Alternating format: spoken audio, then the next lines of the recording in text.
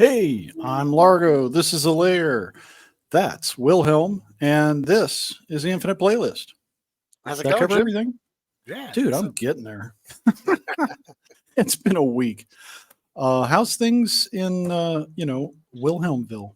Oh, great. Just great. Yeah. We've got an exciting playlist tonight. We Um, do.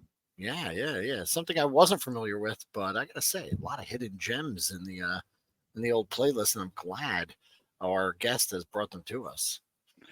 Without any further ado, let us introduce our guest. Sometimes it's hard to focus, just to persevere and just to make it. But everything that's within your grasp, you gotta take it. You gotta go harder, just dig deeper inside you to find that method, that mode that wants that hunger to survive, just to ride the grind, to take it the way you gotta take it and never stop. I came to win, yeah, I came to win. I came to win, yeah, I came to win. I came to win, yeah, I came to win. Can't no one stop me, yeah, bring it in. I came to win, yeah, I came to win. Top down, faded windows tinted. Push it with it, push it to the limit. Top down, faded windows tinted. Push it with it, push it to the limit. Push it with it, push it. Winning so much that they seem wrong. Never gonna lose, that's my theme song. I'm just a kill Billy Jean zone. Back to reality, ain't no one bad as me. See, they be doubting, but I keep on actually pushing, not giving up. That's how I give it up. Pushing, not giving up. That's how I give it up. Ladies and gentlemen, Mr. Wunderful. Oh, nice! You got the end. What's up, Travis? Hey guys, yeah, I was gonna trigger that before, and I had the Yeah. timing off. I was like, "Ooh, let me wait." So That was yeah, badass. That was badass. figure it was perfect timing for Yeah. the topic at hand. So There you are. Excellent. Yeah, let's talk some wrestling, as my grandpappy Yeah. used to say. This is an interesting playlist for us. Not only is it just some of your personal favorites, but it ties into one of your favorite pastimes, professional wrestling, and it's a perfect match. What obviously you have experience as a wrestler. I know that makes it near and dear to your heart. As a kid, were you a wrestling fan? Were you glued to the TV when there were the matches?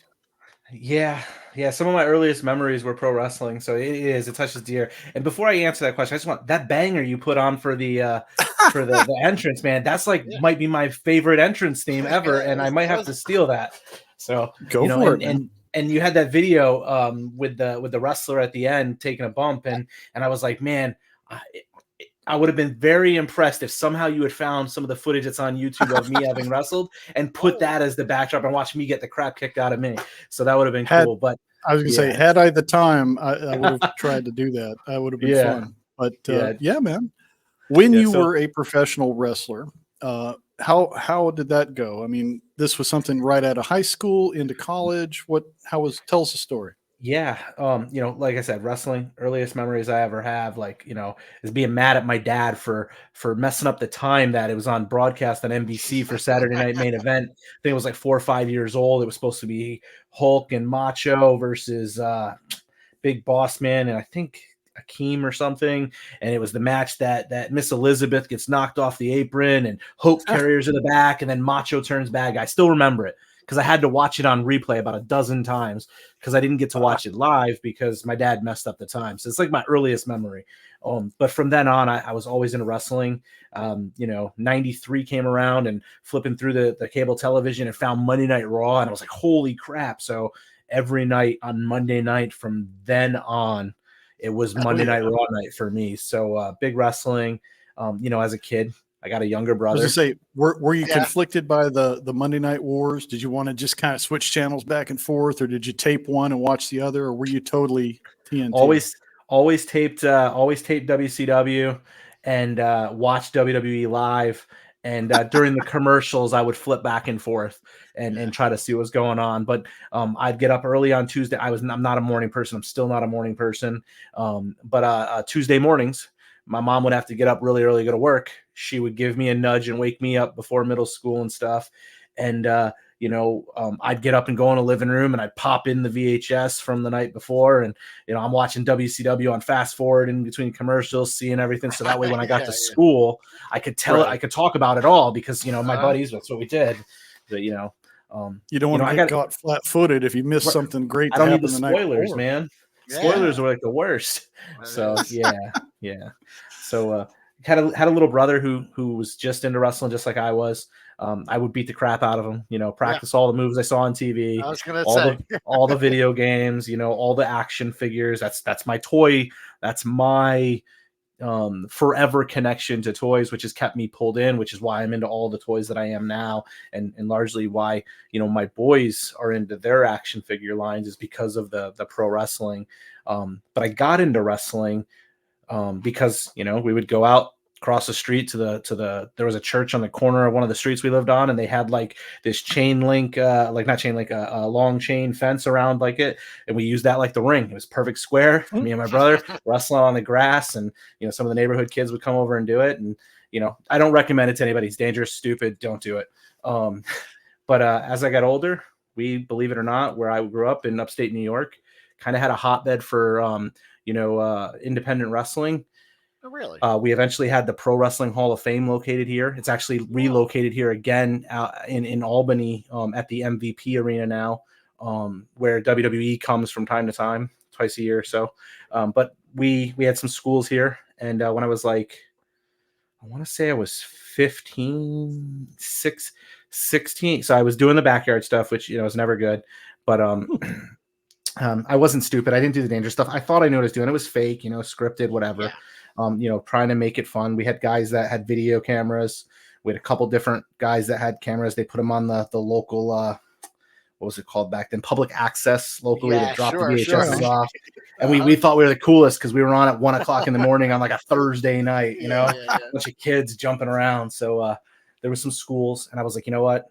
I had some buddies that knew people there, and they were like, Travis, you're good. You get it. Why don't you go to the school and try? And so I begged my mom and said, Mom, you sign the paper and you let me go do it because I'm not 18, or I'm just going to go and wrestle in a backyard with no safety. And, luckily I was, and my mom signed it. I paid for myself, and I rollerbladed and skateboard and brought a bike to practice 2-3 days a week. And that's where it started. And I was like 16, and I wrestled all the way up until I was, so I was still in high school.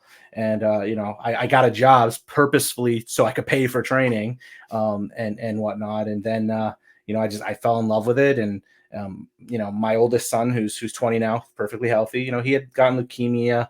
He came along. I stopped wrestling around 20 years old. And I haven't been back since. So, to wrestling, I had other priorities and stuff, but sure. Through all of that, I continue to watch the WrestleManias and the Royal Rumbles. And right now my brother-in-law and I, we're taking our, a family trip up to Toronto. And we're getting tickets to the Money in the Bank up in Toronto in July. So, it's still something we do together. This past weekend, we spent Saturday and Sunday all day together watching WrestleMania. So how great is it that you got the passion. Boys, right? You got your little boys, and you're like a giant, so you could do all the moves on them. And oh yeah. I used to murder my boys. Yeah, my wife. I'd walk into the kitchen. kitchen. The Mr. Wunderful moniker, is that a holdover from your wrestling days as well? No, not at all. My wrestling. So when I got into wrestling, I was doing it by myself. I'd come up with a name, throw back to some of my favorite wrestlers. And, then my brother got a little bit older, and we got back into wrestling. I was like, let's be a tag team. So we came up with a tag team name. And again, it's generic stuff, but like the name was cool, but I wanted to stand out. So, little hints and stuff, we had some bright colors. We didn't go because everybody in independent wrestling, they come out to, the same Get Down with the Sickness, Disturbed, or 9 Inch Nails, Hard song. I came out to, a Good Charlotte, real poppy sounding song. And, we came out to that, and we were very, boy band-esque, and, with blonde hair, blue eyes, went out there and did that thing, and some fuzzy boots, and made ourselves stand out in a crowd. So you were doing the all-American baby face. You were there. No, it was definitely more of a European snotty, I'm better than you rock band. Like we were bigger than the Beatles. Like that's just what it came down to. Sweet. So, all right. Well, yeah, before we but dive into that, because that's a good segue into the idea of how wrestling uses music, especially Yeah. for entrances and big events.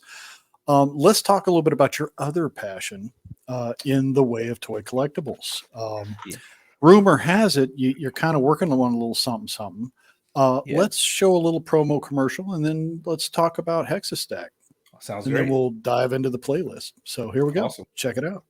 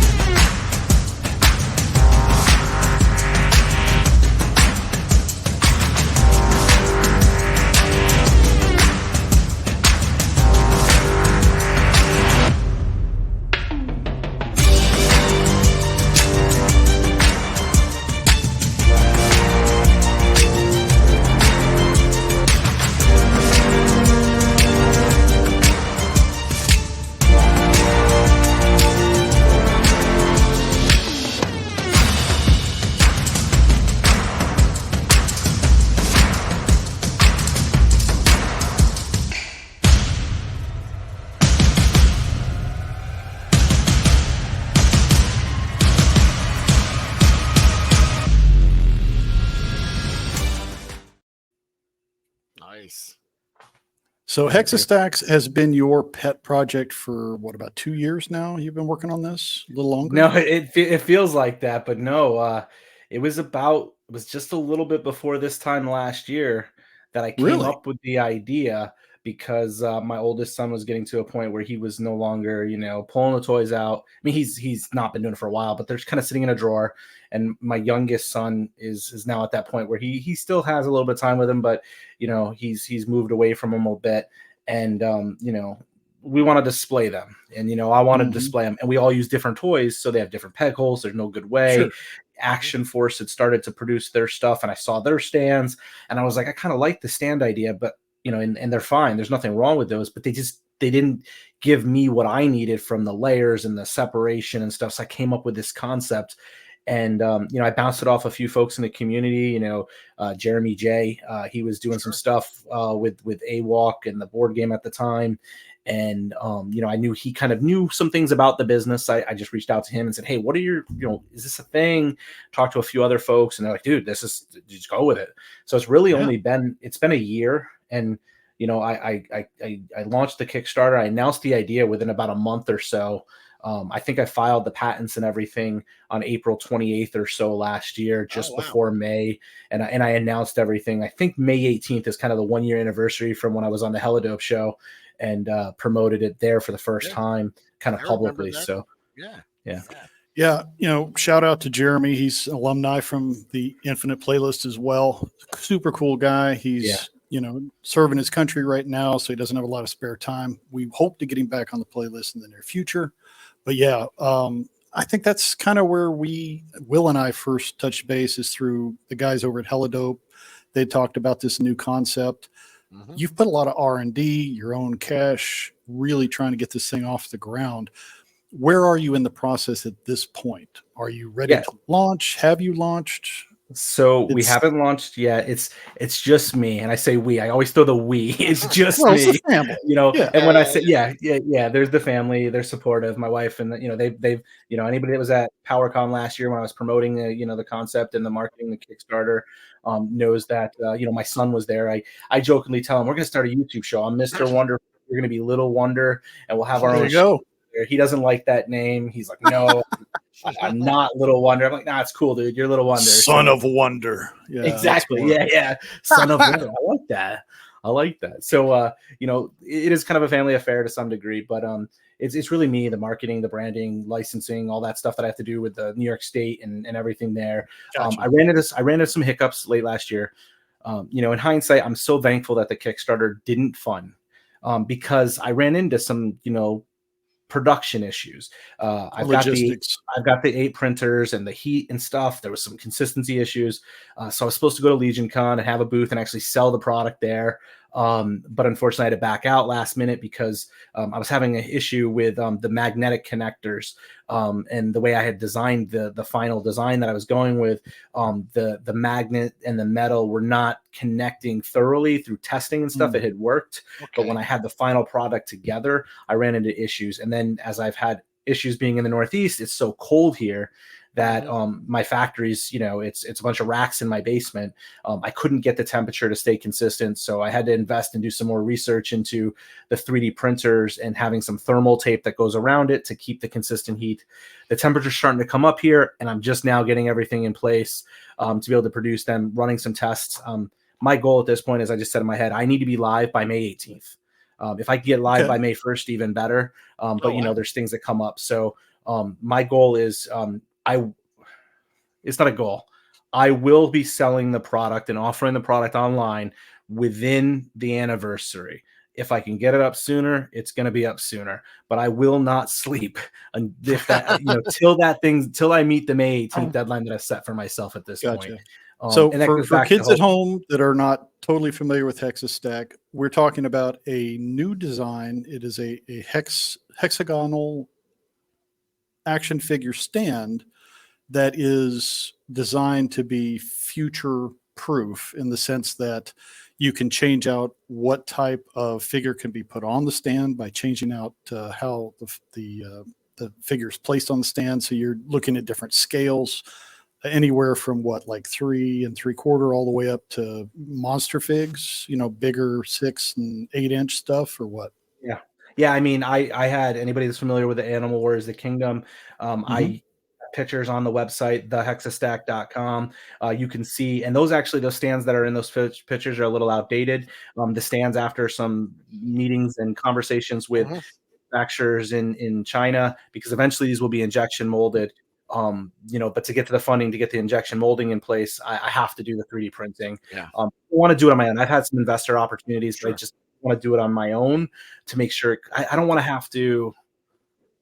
I don't want to have to bend or compromise anything to do it. So the goal is, and if anybody who's familiar with the community knows that I've talked to Ace from Ramen. He's the manufacturer that I've decided to partner with. So I have all the pricing and quotes from what the expectation is to deliver this, and whatnot. So once I get the funding, I'll be working with him, and I've already discussed with him a number of things, which is why the designs that are on the website are a little outdated, but they'll be updated here in the coming weeks.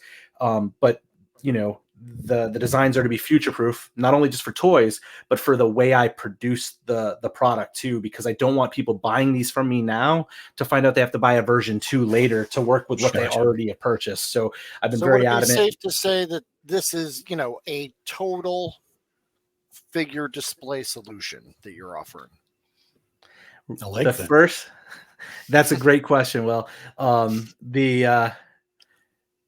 yes, the answer is yes, it will be. There's people that are going to make, if you're looking for a full blown flocked, and really cool foam dio, this HexaStack probably isn't going to be what you want, but HexaStack can be used in a manner that will give you dio-like results. There's been photos that people have seen, and product that I've showed samples of, which include like weapons racks, backdrops. There's a whole hexagrid coming, which interlocks, and the whole system is made to be dynamic and modular. The first portion is getting the stands out there, and then what I'll be doing is monthly I'll be releasing additional products to show off and present, and let people start ordering those to enhance on and beyond that, because you'll have backdrops interconnecting, and again, it all leverages off that same modular and dynamic system. Have like a Star Wars backdrop. Man, it is one of the things I love about the toy community is just meeting and talking to people who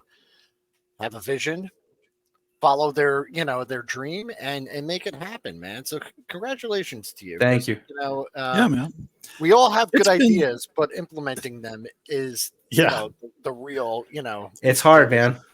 It's hard. Been really neat over the last few years watching, Valaverse grow, watching what's going on with AWOC and several of these other ones. Delta 17 has been an up and comer. Seeing these guys go from concept to, the factory to getting it out into people's hands is really cool. And we're watching your journey as well. So we're excited. It's exciting. I've learned so much. And I was trying to answer your question. They'll fit those 6-inch and larger scale figures like Thang and that's the nice. bigger one. And even I always forget the Four Horsemen, the large alien that they had from the Cosmics that's got like the green glob looking head. Like, you might use 2 stands to kind of position them, but the size of the stands are about 3 inches by 3.5 inches. Not a perfect hexagon, but it's deliberate and intentional due to the magnetic connections and the way things you want to connect them. But there's also storage in the larger 3-inch tall stands too to hide those accessories and things. So that's an advantage. Yeah, your designs also think about displaying vertically, not just on a shelf where everybody's on the same level. Having that multi-level display really makes it dynamic. So it's a cool design. I like the whole setup. So let's talk wrestling now. Yeah, let's go. I'm chomping at the bit here. Let's get this dossier going. We'll pop you up here at the top. Yeah. So as you see here, we have Mr. Wunderful, the Mr. Wunderful on Instagram and the HexaStack. Yep. If you want to follow the progress, Instagram's a great way to do it. There's going to be links in the description of this video, not only to the Instagram, but also to the website for HexaStack, as well as this playlist. So if you want to listen along, do a little, have a secondary window up to listen to some musical stylings, feel free. Or listen to it at your leisure, as they say. So who's your this is Son of Wonder here in the image? This is Son of Wonder. Yeah, we were at one of the Pro Football Hall of Fames, and he luckily is a Giants fan like me, and I say luckily, we've been suffering the last few years, but as a Giants fan, we had a chance to see the jersey, and there was like a Super Bowl ball there and things like that, so we snagged a few pictures. Very cool. Now, you had mentioned the use of music in professional wrestling, and that's kind of the theme for tonight. If you have a great theme song, I mean, it takes it from just a sporting event to a freaking rock concert. People get super psyched. They hear the song for their favorite champion coming into the ring, and it's electric, man. So in the colorful world of professional wrestling, music is the ultimate hype. When a wrestler struts into the ring to their own epic soundtrack, the crowd goes wild. When they triumph, the victor struts out to the sweet sound of victory. These tunes are like a cue for fans to brace themselves for some serious action-packed fun. Would you agree, sir? Yeah, you. Oh, sorry. Yeah. I mean, sorry. Yeah. Couldn't tell if you were looking at me or what. No. Yeah. So, absolutely, man. This is what it is. I was watching WrestleMania on Sunday, and one of the guys I'm not a huge fan of, John Cena, his music hits, and the crowd he came out to help someone. Music. No, I couldn't see him. I was waiting, and that was the funny thing. So, he comes bolting out and, jumps in the ring, and, him and The Rock squared off. It was great, and that music, as soon as it hit, everyone knew it was about to happen. So nice. I feel like everyone should be walking around with a little speaker. And when you walk in a room, you should play your theme music. I think so. Yeah. Like, it's just how everybody should live. Tell me, like, a day at the office wouldn't be better if everyone came in. It's like, it's Carol from accounting.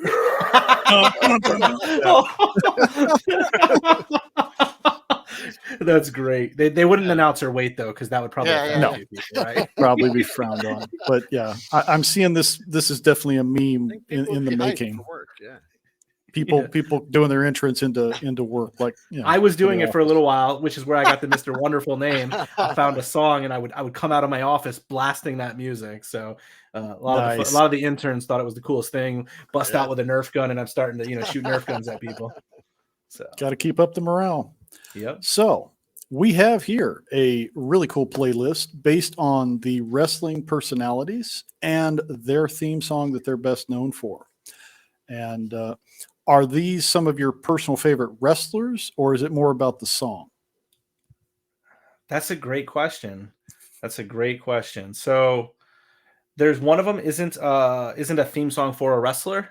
That WrestleMania song there is it's a song that I remember from the early 90s where a bunch of folks are singing it, and I play it every year on WrestleMania weekend and WrestleMania day. That gets blasted in the car as I'm driving around on that day picking up food for the party. But all of the wrestlers there are, with the exception of one or two, are my favorites. Right on. Hulk Hogan and Steve Austin being two that aren't my favorites as wrestlers. Sure. Just because they weren't my favorites. But yeah, a lot of these guys are, but I just love the songs too. Right on. Well, let's talk about Sexy Boy, Shawn Michaels. Very interesting song, very interesting character. He's been using Sexy Boy since '92. What drew you to this?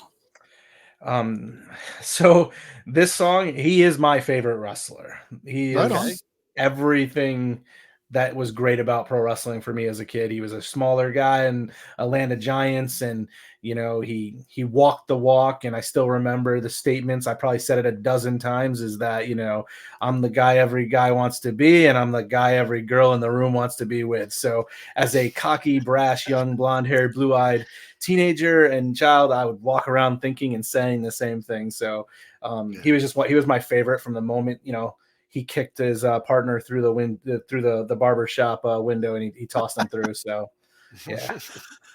Oh yeah, a lot of interesting stuff goes on before they ever get into the ring. I mean, I love that part of the show too. Yeah. So Will, are you familiar with Shawn Michaels? I know the name. Okay. I'm familiar with them, but I got to tell you, the song just cracked me up, man. It's just great. It is like when you think of just hyping yourself up. It's over the top. Yeah. So great, so perfect. Exactly what I thought an intro song should be. Where just to clear this up, I had known virtually nothing about wrestling past 1988, and it's probably that I know who some of these characters are. I know some of their names, but I couldn't tell you. And I was blown away by some of the songs because they're not just intro music. They're actual bangers, man. They're good songs. You could drive around listening to this. And one of these songs is absolutely my favorite new song. We'll get there. Listening to it all the time. Yeah. All right. It is interesting. Maybe you know a little more about this, Travis. Some of the behind the scenes that goes into developing the theme song for the wrestler. I mean, this is part of the whole production. Randy Orton's a good example of that. He was not really a fan of voices. I don't know if he still feels this way, but he told the guy who composed it, he's like, I'm not crazy about this. It fit his persona, but maybe it didn't fit who he was as a person. I don't know. You know more about this behind the scenes stuff? I didn't know that. I know there was a couple different songs that were for Randy and CM Punk and things at times, and they thought about reusing different things. I remember that from the late 2000, 2009, 10, somewhere in there. But to me, this song it's iconic for Randy. It's perfect. His character when he was a legend killer, and how he approached things so methodical. I mean, the guy's one of the greatest. He's been through so much and still goes and looks like he can go for another 10 years. But this song is actually something that when I decide to go for a run, or if I'm working out, this is a song I will play from start to finish, because it's got that. Oh, yeah. It pumps you. It pumps me up when I hear it. Oh yeah, absolutely. It's a great song, and that's something to consider too. Is the persona in the ring, or the persona when they are performing. These are professional athletes. That is part of the show. So sometimes whatever their persona is may not be exactly who they are behind the scenes. So maybe that's where some of the conflict with the song came from. But, he had used Burning My Light in his earlier career. And then when he went and changed his persona to be this more, the darker killer, the legend kind of thing, that's when Voices was used to represent him. Jim Johnston is a legend as a composer for wrestling music. It's really interesting, it's kind of a rabbit hole looking into this when we were putting the playlist together. He has a real challenge of sometimes coming up either with original songs or covers of songs that wrestlers are using to fit within whatever the restrictions are for using songs for broadcast when they're putting on, a wrestling match. So it's a really interesting part of the industry. Yeah, it shocked me when I was younger and I realized it was the same person. As I got older and realized that this same person was making so many variety, because I won't say none of the songs sound the same. Some of them sound similar and you can tell, but like when you actually put in perspective that they're so drastically different from Doink the Clown to Shawn Michaels to Randy Orton, like, and you think of those songs, or Bret Hart, and the varying tone and sound of the music, to know one person crafted so many of those, it's impressive to me. Yeah, and the pressure, it's like, okay, you've got a minute to a minute and a half of putting something out there that instantly lets the crowd know who this guy is coming out to hit the ring. It's like, wow. Yep. So again, Voices, a great workout song. Definitely a cool tune. I like it. Then we get into the NWO. Now, this is something our buddy Ken Poe schooled me on, because Will, most of my wrestling knowledge is from, the late 80s. But I wasn't really into the whole thing with the heel turn for Hulk and everything that went on with NWO until, learning more about, Eric Bischoff and everything that was going on with Turner. Why do you like this particular theme song? So this song, I was never a fan of the superhero Hogan. So I was never a huge fan of him. As growing up, I just never related to like him. I'm a bad guy, So like, I like those guys. But when he came out to the NWO, it was such a change of pace for his character, and then Hall and Nash, and just what it did to the to the world, professional wrestling world in '96. When this music hits, it's so iconic, right? Like, it's just a game-changing music. It's got this subtle, and I can just picture Hogan like throwing his arms out, carrying the belt, and just kind of like having cans, bottles thrown at him. So it's just, man. I mean, this isn't something I'm rocking out to. I wouldn't rock out to this one, but it's something that, like, if it comes on, I'm like, yeah, that's it. This is my favorite song. No, I just love it. Oh, yeah? I listened to this multiple times. Yeah, it's killer. That's awesome. I love this. And it's so funny because, I grew up with the original Hulk Hogan. He was the champ. And then when I saw him doing this and putting the shoe polish on the sides there, to make his beard black, I hated it. I wholly just rejected it. When I saw it, I was like, oh, that's ridiculous. So I was not, I had just seen that. But yeah, this is the song, man. Like, of all of them, I just go back and I keep listening to this theme song, man. I don't know why. It's just great. And it was just as a go ahead. Sorry, Jim. Yeah, just as a point of reference too, is like, if you've been watching, Ed and I on Tuesday nights, or caught us at all, and you look up in the left-hand corner, that NWO logo is kind of the Toy Elite logo that I put together, just as a kind of like taking over approach, because I love how they took over, and that whole thing. Yeah, again, tying into the whole, Monday night rivalry and everything that was going on between the two different camps of wrestling, if you will. They were not afraid to play dirty pool. And it was really interesting to me. They looked at what Japan had been doing for years. They said, Japanese wrestling, they've got the attitude. They have, this whole anti-hero heel thing going that really works and the crowds love it. Why are we doing that? And the NWO came out of that concept, and it really worked. And obviously it just went crazy. There's like 30 different NWO members now and all the different factions. It got huge. Yeah. So, yeah, but very cool and a neat part of wrestling history. Yeah. This song, if you didn't know, was originally called Rock House. It was written by a guy named Frank Shelley. Turner owned the song, and it was just part of their catalog of music, and they were looking for things they could use on for broadcast. And it's like, how about this one? It's like, yeah, it's a banger, man. Let's use it. So that's how it became the NWO theme song. For life. That's it. Back to the brighter days of WrestleMania. This particular song came out with the '93 album that celebrated WrestleMania, the album. They got some really interesting guys who are not known for their singing talent to actually sing. The video's hilarious, I think. The video is amazing. If you Yeah. have ever watched wrestling in your life, go watch this video. I never caught it when it was current. And to me, this song, because it's just so of its era and so perfect, it just shows you like the evolution. I guess in the 80s or in the 70s, 80s, did they just played like popular songs as their intro music? Like maybe they would adopt it and kind of it evolved to them like creating their own music for, broadcast. I kind of remember like back in the day, they would just come out to whatever was a popular song of the time. But I could be wrong. But the production on this, the editing, and that one part in the middle where the Nasty Boys, I missed out on them, man. They are hilarious.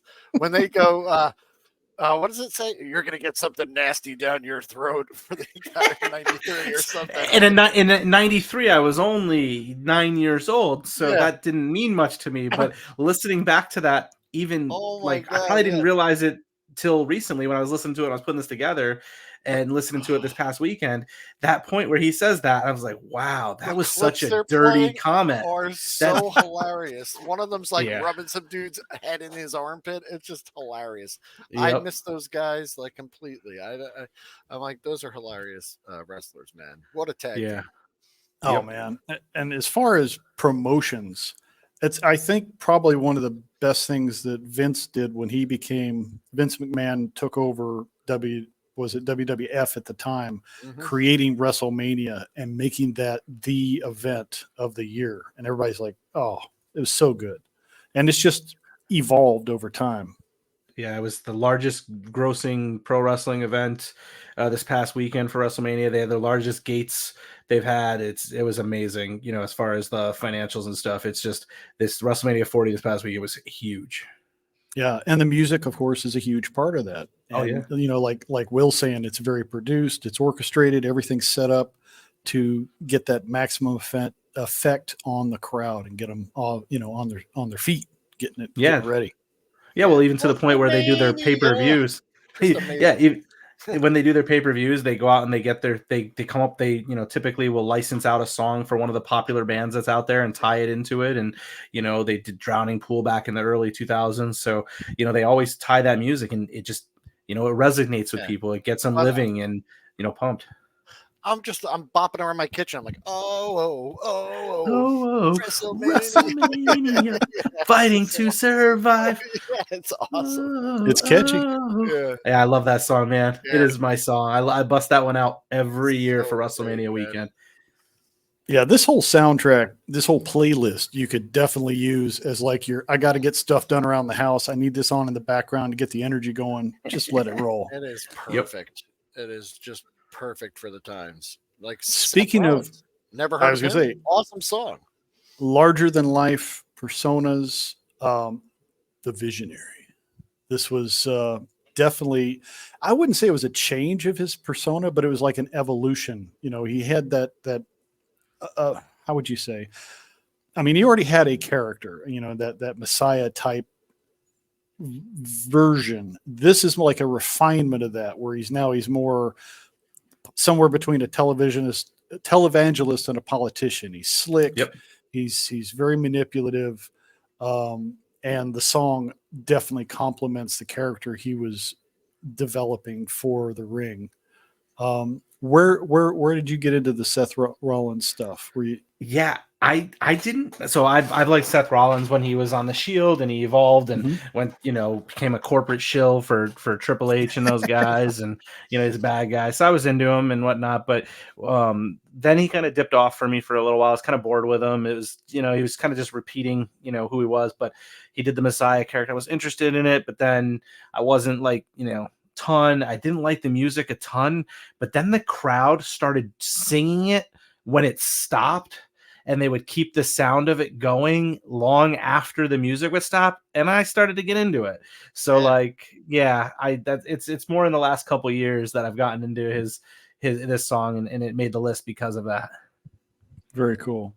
Yeah, he's definitely flashy. I'll give him that. Oh, he's got some character. Yep. So again, very cool song, very interesting guy behind the song. If you're not familiar with Seth Rollins, check him out. I think he's pretty fun to watch. Yeah. As I'm not a diehard fan, but I'm starting to get back into the wrestling because you guys are like getting me hyped. So Hey, the music gets you hyped, man. It really does. It works. Yeah. it does. CM Punk, another crowd favorite, definitely a really good athlete who has been around for a minute.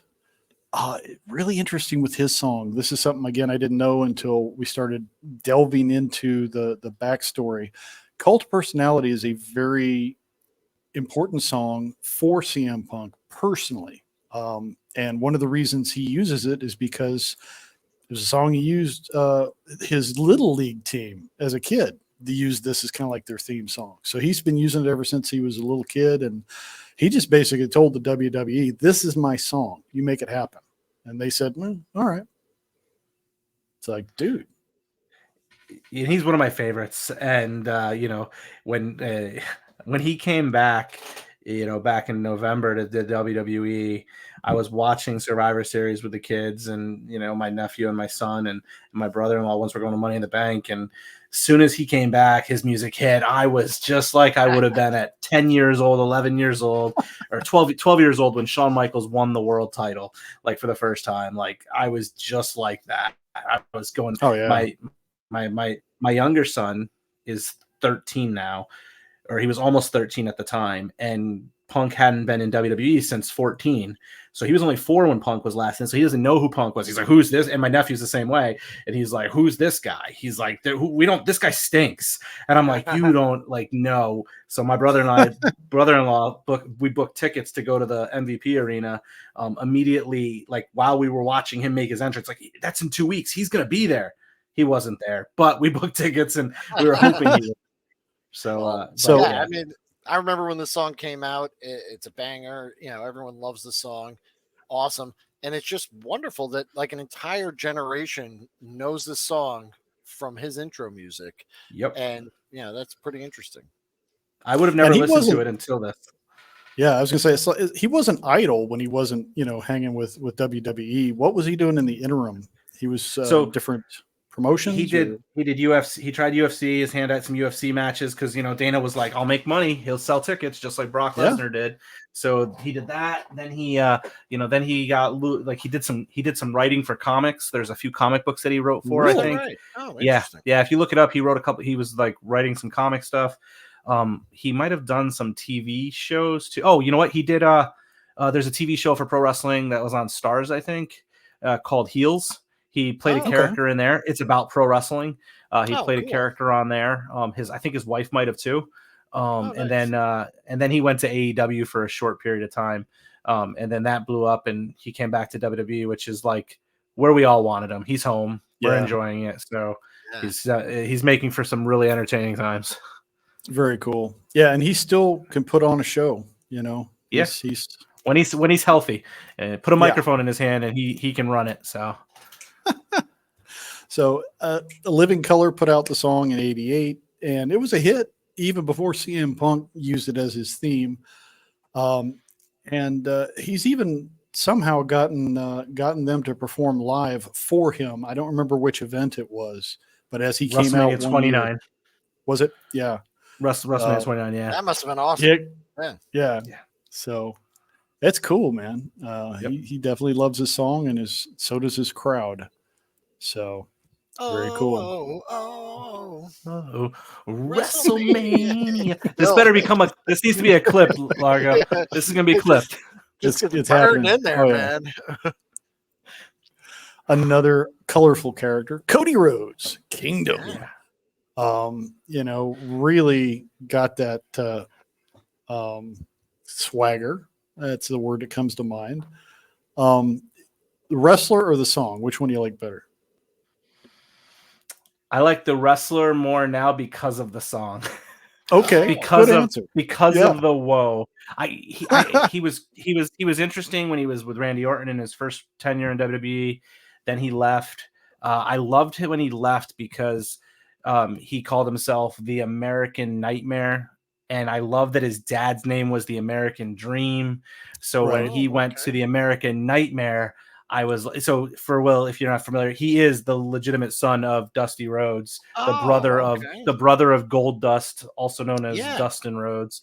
So he the lineage is there, but when he came up with the American Nightmare gimmick when he left WWE, I loved that. That was so cool to me.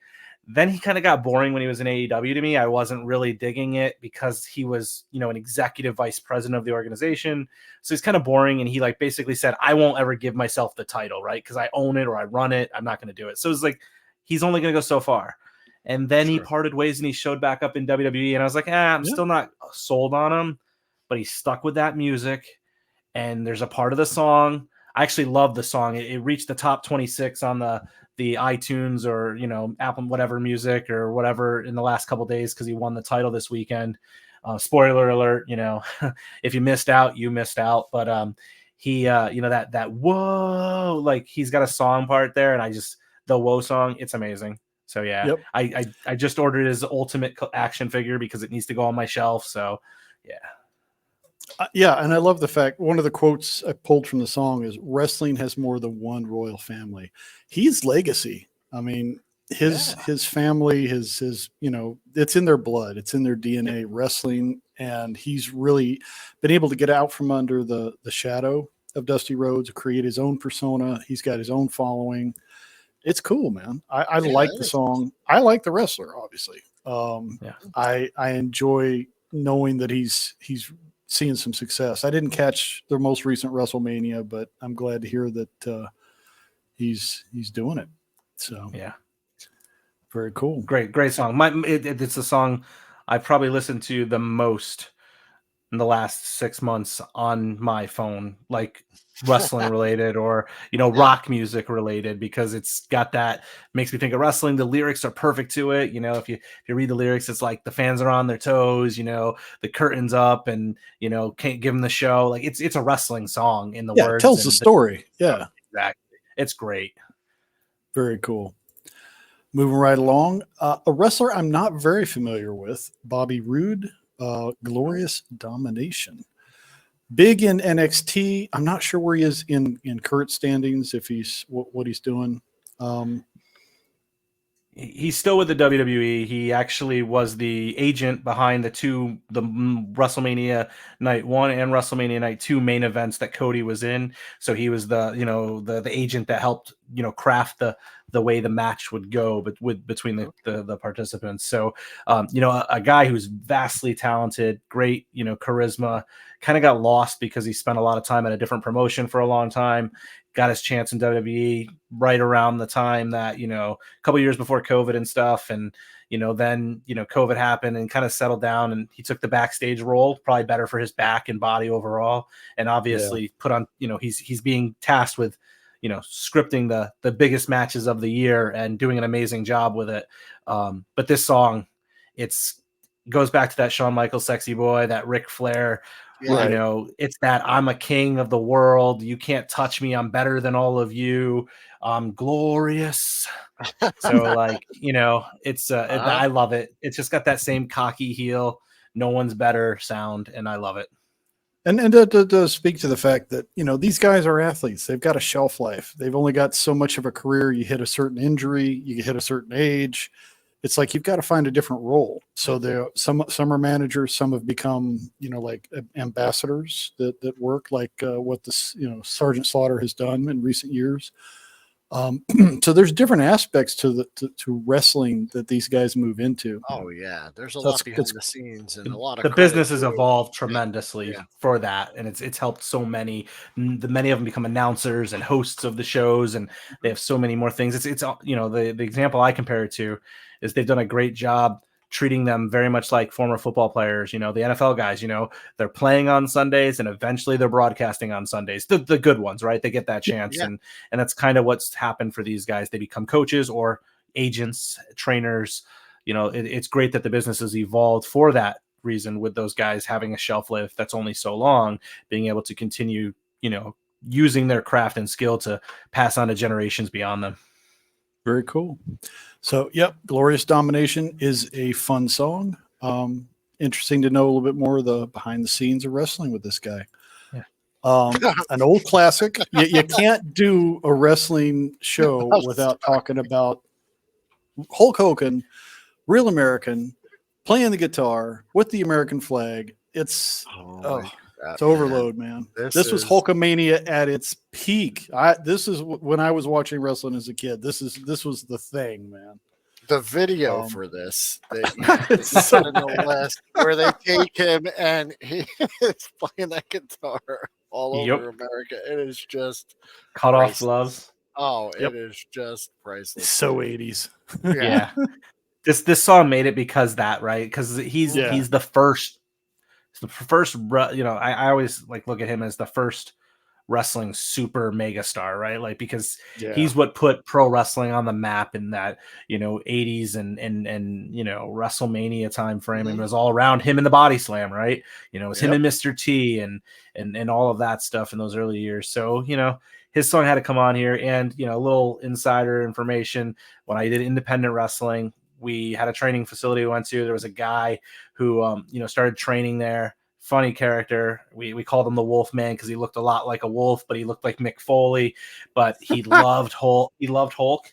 And one day we were driving, to practice, and we're just listening. Some music comes on. This song must have came up on the playlist or the CD or whatever. And he just starts the rendition of the words, word for word. His whole soul was into it. And that's, it just brings back those moments for me now. Like it goes beyond just the 80s and watching Hogan wrestle. But I think about that guy Wolf in the back seat, and we would turn the music off and we just listen to him and we would die laughing because he put everything into it. So, that's what it makes me think of. Yeah, it's cool. And the fact that certain songs just trigger those great memories, like this, and even that cheesy theme song from the wrestling cartoon that they did with all the gang. Okay. There was, Hogan. was it Hogan's, I can't remember the title. I used to watch it all the time, and you've got all the good, all the baby face, the good guys, and the heels over here, and they're all jumping in their cool cars. And it's like Hogan Rockin' Wrestling. That's it. Hulk Hogan's Rockin' Wrestling. Yep. Had like Captain Lou and everything in it. Oh yeah, it was fun. But Hulk is definitely an iconic piece of wrestling history at this point. Yeah, and the song is part of his legacy as well. Yep, he gets to. Then we get on. Yep, he does. This one, even if you don't know wrestling, this song. When the glass shatters, what something's coming. Yeah, doesn't Bobby Valley use this also? I guess on the videos. Yeah. He does. Hear this on the 3PO. He doesn't use this one when they have it come on. It's not the version I like. It's the Glass Shattered Disturbed version. I love Disturbed, one of my favorite bands I've ever seen in concert. I've seen them second more than any other concerts I've been to. They would be on my traditional music list. This song would make my traditional music list because that song by Disturbed is awesome. But yeah, Bobby does come out to the traditional Steve Austin theme. He should upgrade though. Definitely upgrade. Yeah, Bobby's big enough now. He should have his own theme song. But I just mean he should upgrade to this one. Yeah, he should upgrade to this version. Yeah. And this goes back to the idea of art imitating life kind of thing. It's like, so, when wrestling started in local venues with, just guys working in certain areas and not really being international, they just use whatever song to get the crowd going. Now it's an industry. It is very well, enhanced, and the performance has got to be spot on. There's rights issues to certain songs. The WWE, the ability WWF, to actually play the guitar versus just rocking it. Well, yeah, we're not dissing on the Hulk. Come on now.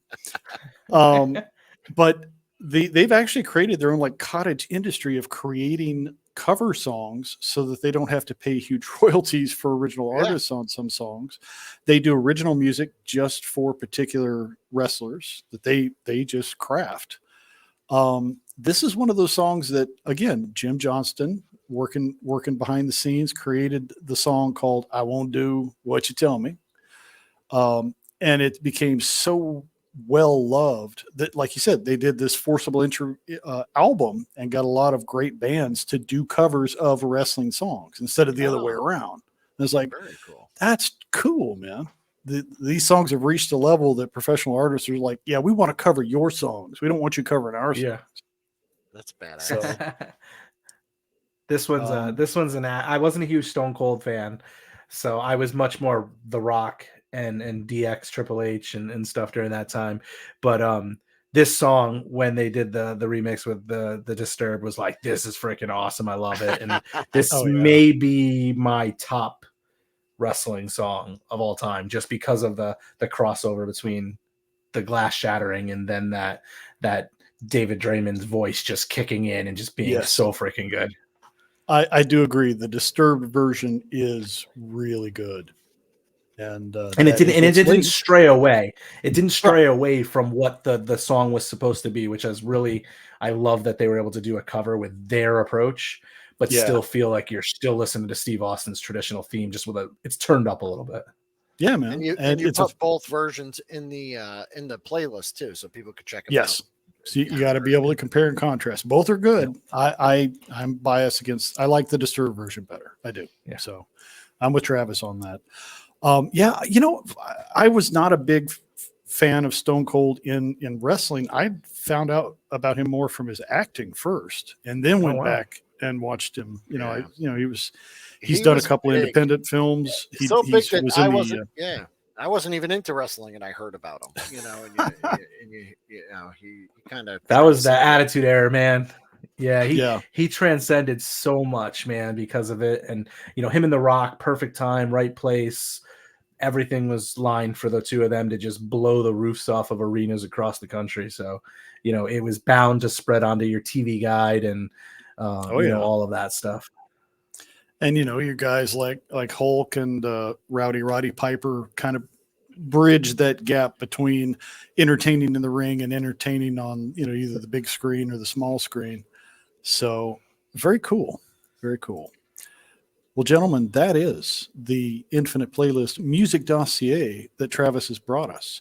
Again, HexaStack. It's more than a stand. It's your complete display solution.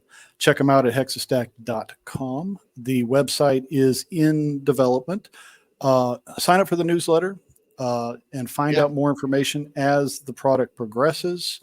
You want to be able to get in on the ground floor of this because it's something cool. Yeah, and it's coming soon, guys. So check it out. Any words of wisdom for us or anything else you want to plug, Travis? What's your Tuesday night thing going? You got Ed? Yeah, so Ed and I have been doing he had done stuff with Luke, and he was having a number of guests. Jim, you were on one with us a while ago. And he would have me fill in from time to time. We had talked before he went live with Luke about doing something. I was so ingrained and busy with HexaStack, didn't have a lot of time.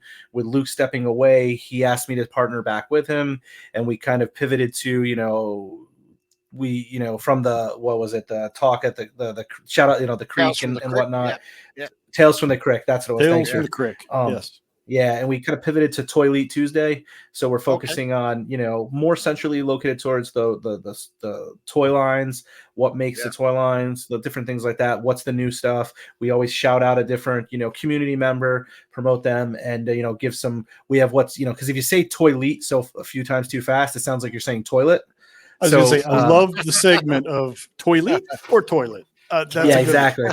So this past week we had done. On our episode 3, we had done that. The vamp was toilet. It didn't get thrown in the toilet. I think mainly because it was too big. It looks cool. So that made the toilet. And then next week when we're on, we're gonna have the or I'm not sure when this is broadcast, but when one of our next episodes, episode 4, is gonna be the con approach, whether whatever side of the table you're sitting on, whether you be selling as a vendor or as a consumer, discussing what you can do to prepare for that best and what it takes to make for a successful con regardless of the side of the table you're on. So just some tips and tricks with a lot of cons coming up over the next few months and whatnot. Sweet. All right. Well, there's a link for Ed Axion Fig's former awesome. Tales. Yeah, his show Tales from the Crick. If you want to catch some back catalog stuff, Toilet is up and coming. So Thanks, Travis. This is fun, man. We've been trying to get Thank you. together. Our schedules Yeah. have just been, like missing each other. I'm glad we finally got you on the Thank you. playlist. This is fun. Thank you man. very much. Yeah, this was great. Thank you Good. for letting me talk about my passions. Yeah, man. I'm excited for HexaStack.